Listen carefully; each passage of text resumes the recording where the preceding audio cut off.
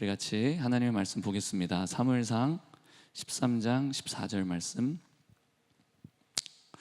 사무엘상 13장 14절 말씀.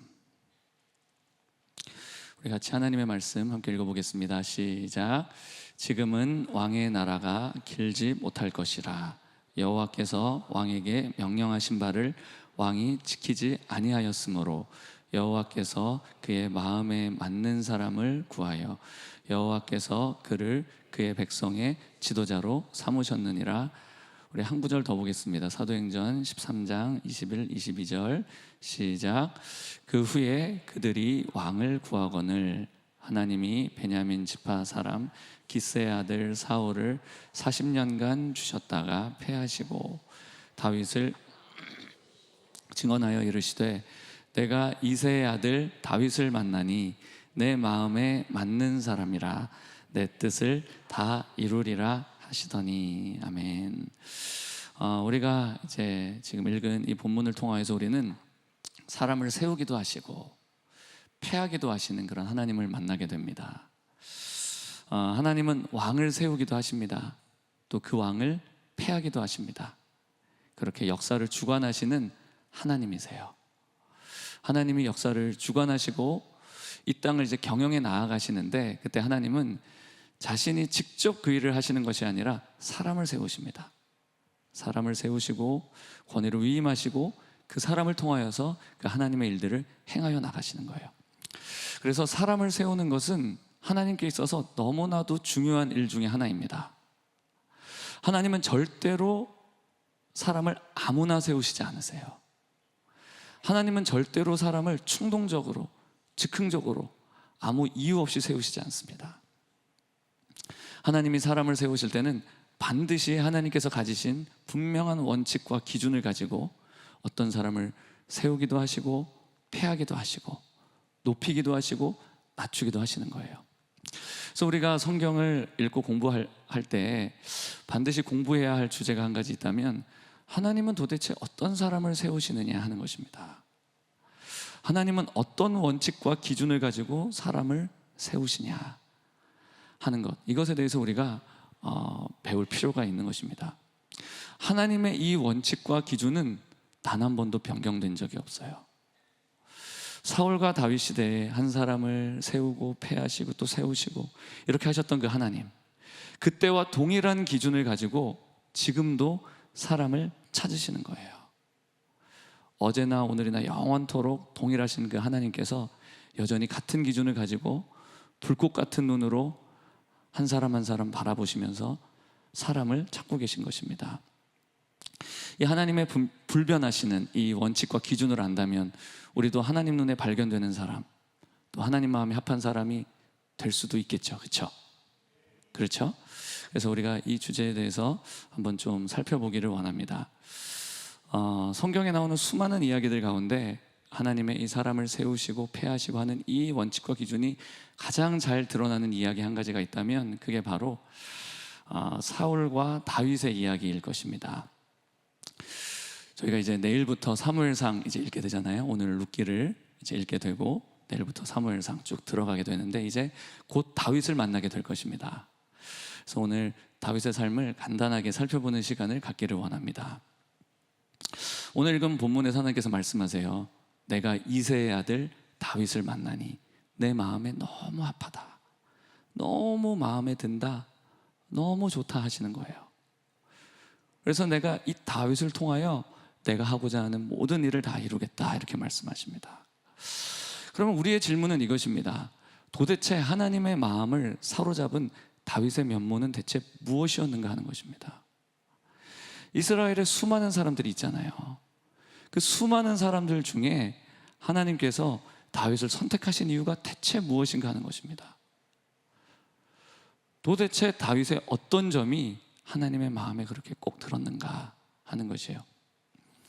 우리가 이 질문과 함께 또 다른 질문도 함께 하게 되면 좀 도움이 되리라 싶은데, 하나님은 대체 언제 다윗을 하나님의 왕으로 결정하셨는가? 물론 창세전에 하나님의 부르심이 있었을 것입니다. 하지만 하나님께서 그 사람의 삶을 보시다가 되겠다 싶었던 순간이 있을 것이라고 생각이 돼요. 그 시점이 언제였겠는가 하는 것입니다. 소년 다윗이 믿음으로 골리앗과 싸워서 그 골리앗을 쓰러뜨렸을 때였을까? 하나님께서 와, 얘 봐라, 얘 대단한데? 얘 좀 쓸만한데? 라고 생각했겠는가? 아니면 다윗이 용사가 되어서 수많은 이방 민족들과 싸우고 그 모든 전쟁에서 다 이기고 승전할 때, 그때 얘 좀 괜찮구나, 쓸만한 애구나, 이렇게 생각했겠느냐는 것입니다. 아니면 수금을 타면서 그 사울에게 있는 악신을 쫓아낼 때였는가? 하나님은 대체 언제 다윗을 이스라엘 왕으로 결정하셨는가? 이 질문에 대해서 제가 드린 이 두 가지 질문에 대해서 대답하고 있는 성경의 구절이 있어요. 시편 78편입니다. 시편 78편 70절 71절이 말씀이 있나요? 네, 우리 같이 한번 보겠습니다. 시작. 또 그의 종 다윗을 택하시되 양의 우리에서 취하시며 전양을 지키는 중에서 그를 이끌어내사 그의 백성인 야곱 그의 소유인 이스라엘을 기르게 하셨더니. 하나님이 언제 다윗을 택하셨는가? 골리앗과 싸울 때가 아니었습니다. 전쟁할 때가 아니었어요. 악신을 쫓아낼 때가 아니었습니다. 언제였는가? 바로 다윗이 광야 들판에서 양을 치고 있었을 때였습니다. 당시 사회 문화에서 목동은 그렇게 인정받는 계급의 사람은 아니었습니다. 어떤 역사 자료에 의하면 당시 고대 근동 지방에서 목동이 이제 어떤 사건이 있어 증언을 할 수도 있잖아요. 내가 봤어 하면서 뭔가를 증언할 수 있잖아요. 당시에 목동의 증언은 법정에서 증인의 효력을 가지지 못했다는 기록도 있다 그래요. 그러니까 이 말은 뭐냐면 누구도 목동의 말을 믿지 않았을 정도로 목동은 이스라엘 사회에서 좀 천한 종류의 사람이었다라고 우리가 추측해 볼 수도 있습니다. 근데 다윗은 목동이었어요. 근데 그게 다가 아니었습니다. 사무엘상에 보면 다윗은 아버지 이새와 형제들에게도 무시당했던 사람입니다. 위대한 대선지자 사무엘이 이새의 집에 방문을 합니다. 아들들을 다 데려와라 했어요. 그런데 이새는 8아들 중에 막내 다윗만 쏙 빼고 7아들만 데리고 왔습니다. 다윗이 깜빡 잊어버린 거예요. 사실 어디 있는지 별로 관심도 없었습니다. 사무엘이 7아들을 쭉 다 본 다음에 물어요. 당신의 아들이 이게 전부입니까? 예, 한 명이 더 있기는 한데요, 걔는 양치는 목동입니다. 이렇게 말해요. 이 말은 걔는 양이나 치는 목동인데 그런 애가 뭘 할 수 있겠습니까? 이런 말이에요. 사무엘이 말합니다. 그런 말 하지 마십시오. 어서 데려오세요. 그리고 다윗이 왔습니다. 사무엘이 다윗을 보는 순간 깨닫습니다. 하나님이 택한 사람이구나. 그리고 다윗에게 기름을 붓습니다. 왕의 기름 부음이었어요. 여러분, 이스라엘 사람 중 그 누구도 다윗을 알지 못했습니다. 그런 사람이 있다는 것을 몰랐어요. 베들레헴 사람도 다윗을 잘 몰랐습니다. 심지어 가족들도 다윗을 기대하지 않았어요. 심지어 무시했습니다. 존재감이 없었어요. 그러나 바로 그때 하나님의 눈은 그 다윗에게 있었습니다. 왜일까요? 무슨 대단한 일을 한 게 아니잖아요. 전쟁에서 큰 승리를 거둔 것도 아니잖아요. 거인을 쓰러뜨린 것도 아니잖아요. 그 누구도 다윗을 귀하게 여기지 않았던 그때에 하나님은 다윗을 주목하고 있습니다. 그 이유가 무엇이었는가? 우리가 아까 시편 78편 70, 71절을 읽었는데 72절에 이런 말씀이 나옵니다. 같이 한번 읽어보겠습니다. 72절 시작. 이에 그들을 자기 마음의 완전함으로 기르고 능숙함으로 그들을 지도하였도다. 두 가지가 나옵니다. 마음의 완전함과 손의 능숙함이에요. 그러니까 이게 70절부터 쭉 읽으면 이 두 가지가 하나님께서 다윗을 그 양의 우리 가운데서 그 목동 양을 치고 있던 그 다윗을 그 들판에서 불러낸 이유구나 라는 것을 알게 됩니다. 비록 다윗은 양을 치는 자에 불과했어요. 근데 다윗에게 이 두 가지, 그 마음의 완전함, 그 손의 능숙함, 이 두 가지 때문에 하나님께서 그를 보시고 그를 택하셨다는 것이에요. 자, 이 두 가지가 다 중요합니다. 마음의 완전함, 손의 능숙함 다 중요해요. 근데 이 둘 중에 더 핵심적으로 중요한 것은 무엇일까요? 마음의 완전함일 것입니다. 하나님은 중심을 보시는 분이시기 때문이에요. 물론 둘 다 중요합니다. 근데 하나님은 중심을 보시는 분이세요. 그리고 마음이 완전하잖아요. 마음이 나뉘어지지 않고 온전하면 그 손도 자연스럽게 따라갑니다. 그리고 그것이 반복되면 저절로 훈련이 되면서 능숙한 손이 되어지는 거예요. 마음이 온전치 않으면 능숙한 손이 되는 것은 거의 어렵습니다. 마음의 온전함, 완전함이 손의 능숙함으로 자연스럽게 이어지게 된다.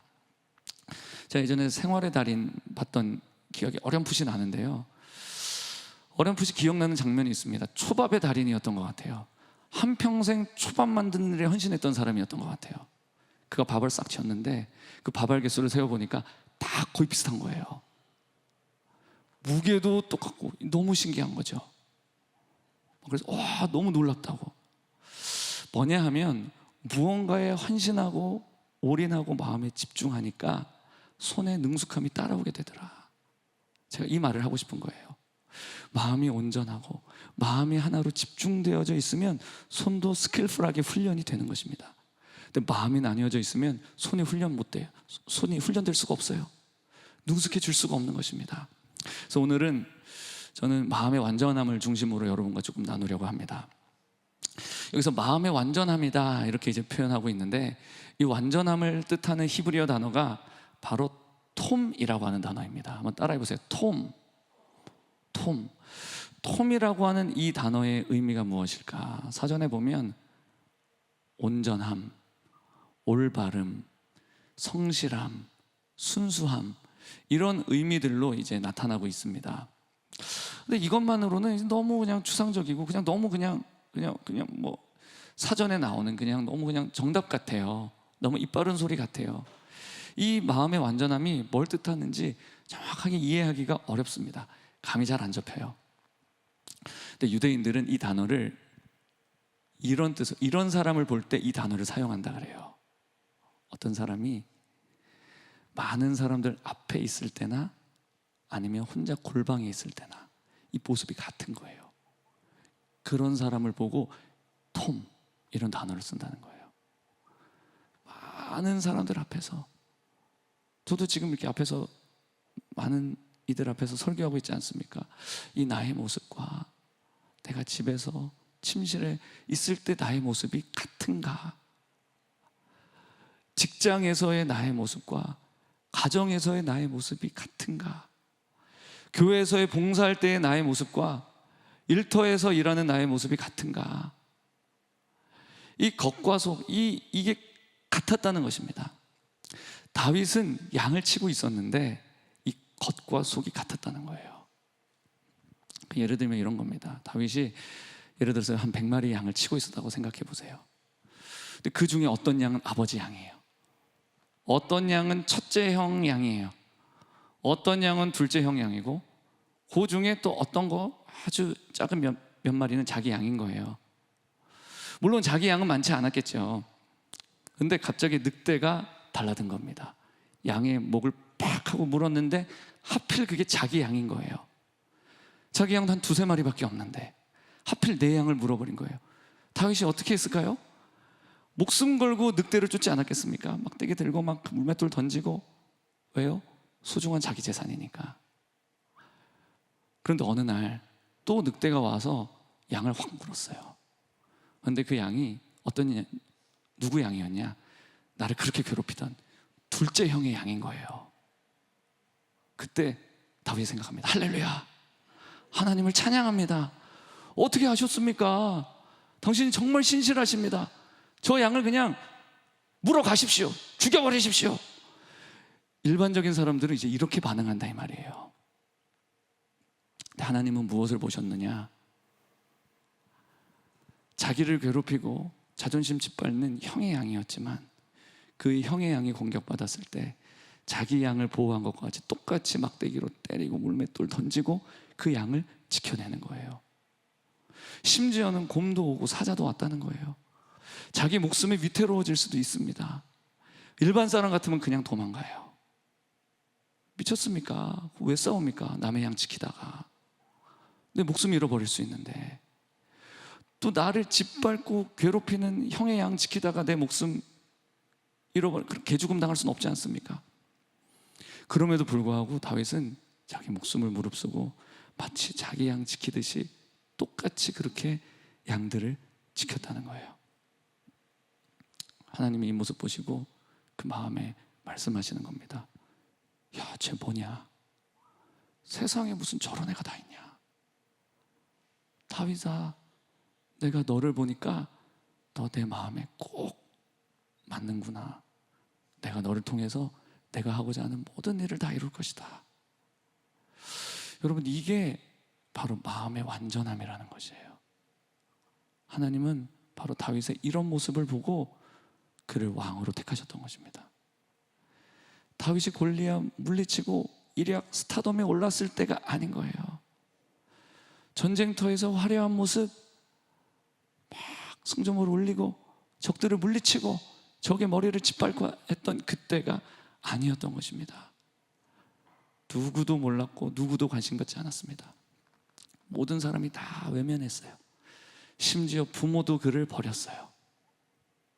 다윗? 야, 걔는 막내야. 겨우 양이나 치는 목동이잖아. 걔가 뭘 할 수 있겠어. 그런데 하나님은 그렇게 보지 않으셨다는 거예요. 너는 내 마음에 꼭 맞는 사람이다. 내가 너를 통해 위대한 일을 할 거야. 이렇게 말씀하시는 것입니다. 만약 우리도 다윗과 같이 이런 마음을 가지고 사람들 앞에 설 때나 홀로 있을 때나 동일하게 신실할 수 있다면 하나님은 그 사람을 사용하실 것입니다. 우리가 우리 돈 쓸 때와 회사 돈 쓸 때 같아야 돼요. 우리 돈 쓸 때, 남의 돈 쓸 때 똑같아야 돼요. 이야, 회사 돈이다. 우리 한우 먹자. 이거 아닌 거예요. 내 돈 귀한 줄 알면 남의 돈도 귀한 줄 알아야 됩니다. 상사를 대할 때와 부하 직원 대할 때 같아야 돼요. 상사 대할 때는 깍듯하게 대하면서 손 아래 사람에게는 모질고 아주 못된 사람들이 있습니다. 이거 아니라는 거예요. 우리가 늘 하나님 앞에, 하나님 눈앞에서 행할 줄 알아야 한다는 것입니다. 사람 앞에 있을 때나 홀로 있을 때나 같아야 한다. 이렇게 말씀을 하시는 것입니다. 다윗이 말년에 이렇게 고백을 해요. 사무엘하 22장 24절 25절 같이 한번 읽어보겠습니다. 시작. 내가 또 그의 앞에 완전하여 스스로 지켜 죄악을 피하였나니 그러므로 여호와께서 내 의대로 그의 눈앞에서 내 깨끗한 대로 내게 갚으셨도다. 다윗은 이 마음의 완전함을 그의 인생 마치는 그날까지 유지했던 것입니다. 어떻게 이게 가능했을까? 여러분, 초심을 끝까지 유지한다는 거, 이거 진짜 쉬운 일 아닙니다. 아마 인생에서 가장 어려운 일이 아닐까 싶어요. 저도 생각이 납니다. 저희 수리산업 목적에 처음 부임했던 그날이 생각이 나요. 얼마나 제가 좋아했는지 아십니까? 너무너무 좋아했었어요. 그래서 그날이 토요일이었는데 이렇게 있는데 저쪽에서, 저쪽 성전이었어요. 여기 말고 저기 옆방에서 막 뜨겁게 기도해요. 무슨 기도냐?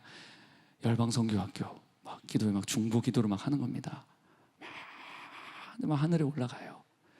야, 이렇게 정말 이렇게 하늘이 열린 이렇게 귀한 교회에서 섬길 수 있는 게 얼마나 기쁜가. 제가 왜 이 말씀을 드리냐면 제가 그때 내가 이 시간을 기억하자, 힘들 때마다 이 장면을 기억하자 하면서 제가 그때 그 장면을 제가 이렇게 마음속에 이렇게 새겼던 기억이 나기 때문에 그래요. 근데 그래도 쉬울까요? 초심 유지하는 게 쉬울까요? 저 너무 부끄럽습니다. 초심 유지가 잘 안 돼요. 이게 쉽지가 않습니다. 사울도 초반에 보면 꽤나 괜찮은 사람이었습니다. 나름 겸손함도 갖추고 있었고 여러 가지 좋은 면모를 많이 가진 사람이었습니다. 초반 스포트로 치면 거의 최고 수준이에요. 근데 그가 하나님이 택하신 지 2년 만에 변하기 시작합니다. 그리고 하나님께 버림받습니다. 솔로몬도 대단한 사람이죠. 그 인생 중반까지 좋은 신앙의 모습을 보입니다. 그랬던 그도 나이가 들어감에 따라 점차 변질되고 타락하기 시작해요. 왜 그랬을까요? 이들은 마음을 훈련하는 하나님의 학교에 입학해 본 적이 없었기 때문이에요. 소위 광야 학교라고 불리는 하나님의 그 거룩한 학교에 입학해 본 적이 없어서 왕이 되었어도 중도에 탈락하고 만 것입니다. 압살롬도 마찬가지고 솔로몬도 마찬가지예요. 그러나 다윗 왕은 이 학교에 정식으로 입학을 합니다. 그리고 정말 철저하게 제대로 훈련을 받습니다. 끝까지 훈련을 제대로 받습니다. 그리고 그 인생 말년에까지 하나님 마음에 합한 사람으로 남을 수 있었던 거예요. 다윗이 왕의 기름 부음을 받고 골리앗 물리치고 정말 이래야 국가적 영웅으로 떠오르고 왕의 사위가 되고 진짜 승승장구할 것처럼 보였습니다. 그런데 하나님은 다윗에게 생각지도 않은 시간을 허락하셨어요. 바로 방금 말씀드린 광야 학교 입학이었던 거예요. 다윗이 한 15세 정도의 기름 부음을 받았다고 가정을 한다면 다윗이 사울에게 쫓겨서 도망자의 삶을 산 것이 최소 10년에서 최대 15년 사이가 될 것이에요. 10년에서 15년 가까이를 여러분 도망자의 삶을 살았다고 생각해 보세요. 이거 처참한 삶입니다. 사무엘상 21장부터 다윗이 도망자의 삶을 살기 시작하거든요. 높당에서 가드로 도망갑니다. 그곳에서 막 미치광이 흉내를 냅니다. 도망해서 아둘람굴에 숨습니다. 그래도 부모는 안전하게 보호해야겠다 싶어갖고 모압 미스베로 가서 부모를 맡깁니다. 거기서도 여의치 않자 헤레스풀로 도망합니다. 그일라로 도망합니다. 어떤 사람이 사울에게 다윗의 위치를 신고합니다. 십광야로 도망합니다. 광야 남쪽 마온 광야 아라바로 도망합니다. 엔게디로 도망합니다.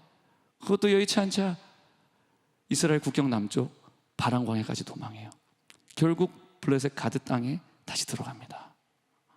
수없이 도망다니고 도망다녀요. 정말 비참하게 이를 데 없는 삶인 것이에요. 다윗이 언제 왕하게 해달라고 기도한 적이 있습니까? 왕되기 원한 적이 있었냐는 거예요. 다윗도 아마 이렇게 말할 수 있었을 것입니다. 하나님, 내가 언제 왕 시켜달라 그랬습니까? 당신이 선택해서 나에게 기름 부어놓고 왜 내가 고생을 당해야 됩니까? 라고 충분히 말할 수 있는 상황이에요. 그런 힘든 시간을 쭉 지나는 동안에 자기를 죽이려고 하는 사울을 죽일 수 있는 절호의 기회를 맞이하는 것입니다. 내 인생의 걸림돌을 제거할 수 있는 완벽한 찬스예요. 이 도망자의 삶, 이 처참하고 비참한 삶을 한 번에 끝장낼 수 있는 아주 좋은 기회입니다. 그런데 어떻게 합니까? 사울을 해하지 않아요. 이유가 무엇입니까? 이유는 하나죠. 사울을 세우신 분이 하나님이시기 때문입니다. 사울을 이스라엘 왕으로 삼으신 분이 하나님이시란 것을 알았기 때문이에요. 물론 사울이 악한 리더십인 것은 맞습니다. 그러나 다윗은 그것보다 그가 그런 악한 리더라 할지라도 자기에게 악하게 행하는 리더라 할지라도 그가 하나님이 세우신 사람이라는 것에 더욱 주목했던 거예요. 교회 안에 보면 이제 악한 세력들과 선한 싸움을 싸우시는 분들이 종종 계십니다. 굉장히 귀한 일이죠. 그런데 좀 안타까운 것은 시간이 지날수록 시작은 선한 싸움이었어요. 근데 시간이 흐르고 흐를수록 그 괴물과 싸우다 보니까 자기도 괴물이 되어 있더라는 것입니다. 상대방이 악한 방법으로 나를 공격해요. 처음에는 바른 방법으로 하나님의 방법으로 맞서 싸웁니다. 그런데 시간이 지날수록 본인도 점점 악한 방법으로 대하기 시작해요. 나중에는 그들보다 더 악한 방법으로 상대방을 짓누릅니다. 괴물과 싸우다가 결국 본인이 괴물이 되고 마는 거예요. 하나님이 아셨습니다. 다윗이 지금은 너무 선해 보여요. 너무 순수해 보이고 너무 온전해 보입니다. 그런데 겉으로는 그렇게 순수하고 온전해 보이지만 그 다윗 안에도 숨겨져 있는, 다윗조차도 알지 못하는 사울의 모습이 있었다는 것을 아셨다는 거예요. 그리고 그 다윗 안에 아주 깊은 곳에 숨겨져 있는 그 사울을 제거하지 않는다면 다윗도 시간이 흐르면 결국 사울이 되고 만다는 것을 아신 것입니다. 그래서 하나님께서 그 다윗 옆에 사울을 두신 거예요. 그리고 그 사울을 통하여서 다윗 안에 있는, 다윗 속에 있는 그 사울을 제거하기 시작합니다. 다윗 안에 있는 사울이 없어질 때까지 그 연단의 시간은 끝나지 않는 거예요. 그게 10년이 걸렸고 그게 15년이 걸린 것이에요. 다윗은 그것을 인내한 거예요. 내 속에 사울이 다 없어질 때까지, 정말 하나님께서 인정하실 때까지 하나님의 광야 학교에서 훈련을 받는 것입니다. 근데 여러분이라면 10년 넘게 아무런 잘못도 없이 억울하게 도망자 신세가 됐어요. 막 쫓겨다닙니다. 그런 삶을 살아야 되는 거예요. 그런 삶을 살아야 된다면 여러분들 어떠실 것 같으세요? 여러분이 다윗의 입장이라면 그런 상황을 끝까지 인내하며 견딜 수 있겠습니까? 어떠하실 것 같으세요? 저는 좀 쉽지 않을 것 같습니다. 제가 과거에 무척 어려운 일을 겪고 있을 때 제가 정말 사랑하는 선배 목사님을 찾아간 적이 있습니다. 그냥 얼굴이나 보면서 함께 있고 싶은 마음에 먼 길을 훌쩍 찾아간 것이었어요. 제 얼굴을 딱 보더니 그분이 말씀하시는 거예요. 휘성아, 너 고민 있구나 하시는 거예요. 네, 목사님, 저 좀 힘드네요. 야, 먼저 좀 얘기해봐. 근데 이게 좀 얘기가 잘 얘기를 못 꺼내겠는 거예요. 제가 속에 있는 거를 잘 이렇게 꺼내는데 좀 시간이 오래 걸리고 좀 쉽지가 않습니다. 근데 이제 저를 기다려 주셨어요. 괜찮아, 얘기해도 돼. 그래서 이제 조금 시간이 지나고 난 다음에 이제 제가 조금씩 이제 제 이야기를 꺼낼 수 있게 되었습니다. 하나씩 이야기를 말씀을 드렸어요. 쭉 제 이야기를 목사님이 들으시더니 자기 얘기를 해주시는 거예요. 야, 너 내 2년 전 모습 같아. 근데 사실 이분은 당시 저보다 훨씬 더 어렵고 힘든 일을 겪으셨거든요. 그러면서 이제 자기 말씀을 하시면서 이런 말씀을 하시는 것입니다. 그 힘든 시절에 자기는 다윗의 시편을 읽으면서 이겨낼 수 있었노라는 거예요. 이해할 수 없는 그 인생의 어려운 시간을 통과하면서 그 눈물 골짜기를 지나갈 때 그 누구에게 말할 수도 없어요. 누구에게 말하기도 어려운 그 고통 속에 홀로 신음하고 괴로워할 때 다윗의 시편이 큰 힘이 되었다 하시는 거예요. 왜 힘이 되었느냐? 무엇 때문에 시편을 보았는데 이제 힘이 되었느냐? 다윗의 시편을 보니까 다윗이 그 어려운 삶의 시간들을 이제 겪잖아요. 그것들이 이렇게 묘사가 되어 있죠. 그 시간 속에 막 하나님을 바라보고 때로는 막 원망하고 탄식을 하기도 하고, 그렇게 비틀비틀거리며 힘겹게 한 걸음 한 걸음 옮기면서 걸었는데, 결국 다윗이 그렇게 어려움 속에서 걸어갔던 그 삶의 시간들이 결국에 예수 그리스도의 삶에 동참한 것이었다는 것이 보여지더라는 거예요. 다윗의 시편 중에 메시아적 시편들이 굉장히 많잖아요. 너무너무 많습니다. 다 열거할 수 없을 정도로 많아요.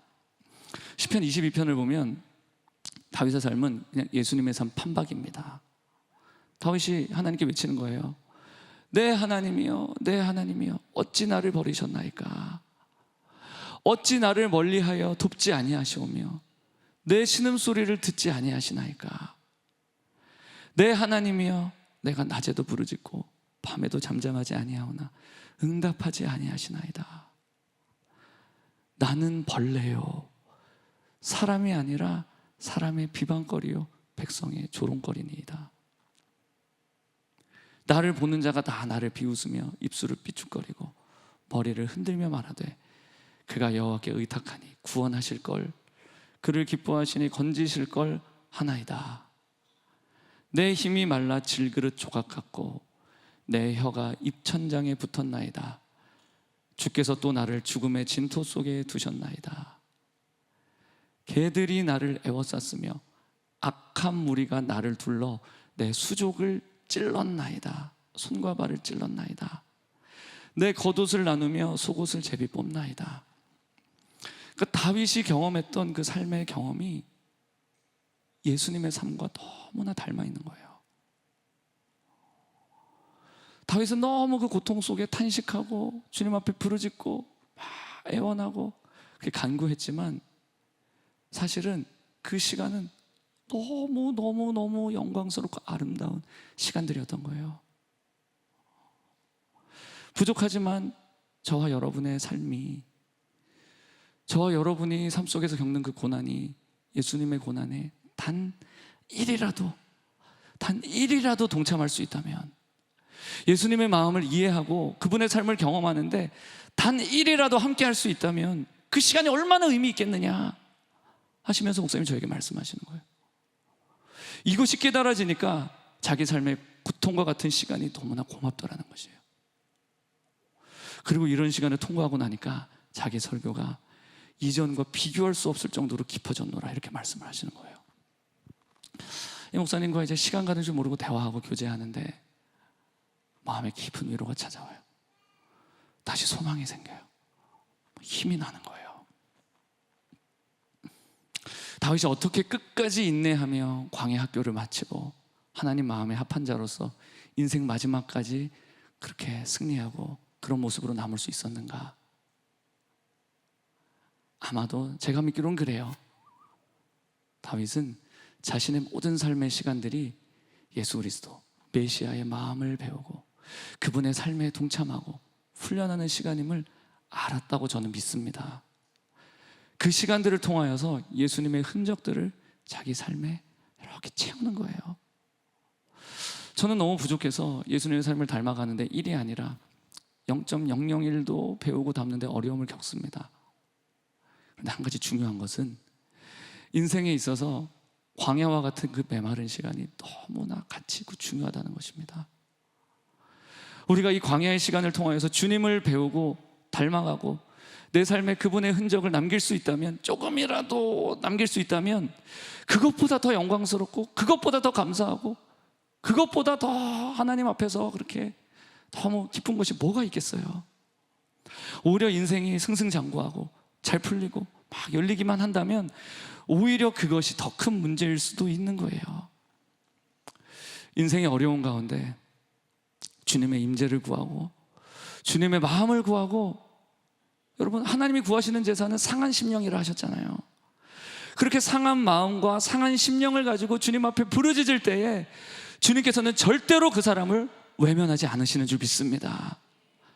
주님은 당신의 얼굴을 구하시는 모든 분들에게 신실하신 분이세요. 혹시 여러분이 그 광야의 한복판을 지나고 계시지는 않습니까? 괜찮습니다. 그 메마름 속에 우리 정말 눈물을 양식 삼아 주님을 구해 보십시다. 주님을 간절히 불러 보십시다. 주님의 마음을 깨닫게 해달라고, 주님의 마음을 알게 해달라고, 배우게 해달라고, 담게 해달라고 기도해 보십시다. 마침내 주님께서 우리 영혼을 예수님 닮은 아름다운 모습으로 빚으시고 마침내 그 사람을 아름답게 사용하시는 줄 믿습니다. 이것이 깊게 이해되어진 자, 그런 사람이 비로소 인내를 온전히 이루어 하나님께 영광 돌리고 하나님께 귀하게 쓰이게 되는 줄 믿습니다. 그래서 저와 여러분도 오늘 좀 설교 짧죠? 네, 끝내겠습니다. 아무튼 저와 여러분도 할렐루야. 네, 저 이렇게 짧게 잘 안 하는데 아무튼 짧게 했습니다. 네, 저와 여러분도 정말 이 시간 속에 정말 하나님의 마음을 더 깊게 배우시고 더 깊게 이해하시고 주님을 닮고 배우는 삶의 단 한순간이라도, 삶의 단 1분이라도 정말 주님을 배워가는 저와 여러분 되시면 좋겠습니다.